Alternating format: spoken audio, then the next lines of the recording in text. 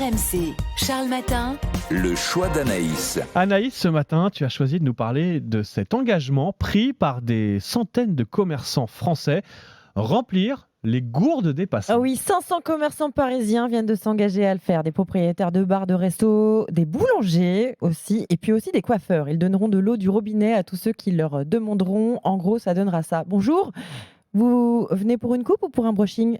Non, juste pour remplir ma gourde. Surprenant, non ? Ouais, ça va faire quelques fausses joies aux commerçants, non ? Tous ces gens qui franchissent le pas de la porte juste pour demander de l'eau. Ouais, puis surtout moi, je me sens pas de le faire tout de suite. En même temps, c'est vrai que ça m'arrive souvent de devoir racheter une bouteille d'eau parce que ma gourde est finie. Donc c'est un vrai problème. Comment je fais pour pas me tromper, pour savoir quel commerçant accepte de jouer le jeu ? Tu regardes la devanture. S'il y a un petit logo avec une bouteille sur un fond bleu, c'est que le commerçant s'est engagé. Une carte sera également mise en ligne dès demain sur le site de l'eau de Paris.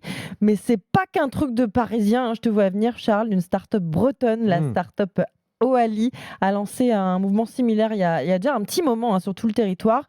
Ils ont réussi à convaincre des centaines de commerçants à Paris, mais aussi à Rennes, Toulouse, Marseille. Elle propose aussi une carte pour voir le nom des établissements partenaires.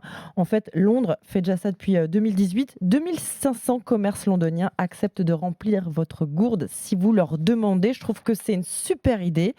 Et c'est pour ça que j'ai voulu vous en parler. Ça intéresse peut-être des patrons de petits commerces qui peuvent aussi y gagner. Moi, si je m'arrête chez un boulanger pour remplir ma gourde, il y a de grandes chances que je reparte avec un petit chausson pomme.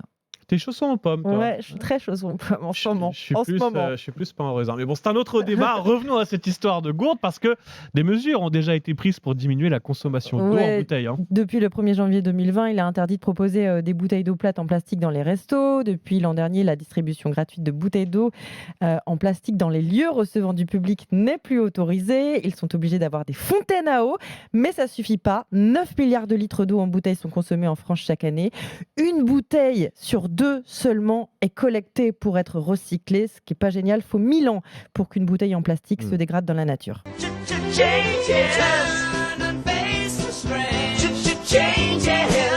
Bon, t'as quand même une gourde. Là, t'as une bouteille en plastique, mais t'as quand même une gourde. J'ai dû acheter 3 gourdes en 3 ans et en général, je m'y mets pendant 2-3 semaines. Et puis, il y a le premier jour où tu l'oublies, où tu rachètes une bouteille en plastique. Enfin, faut que je m'y mette. La volonté. Ah ouais, non, mais Mes enfants, en plus, si tu en rachètes une tout le temps, c'est pas du tout écolo parce qu'avec le coût de la production.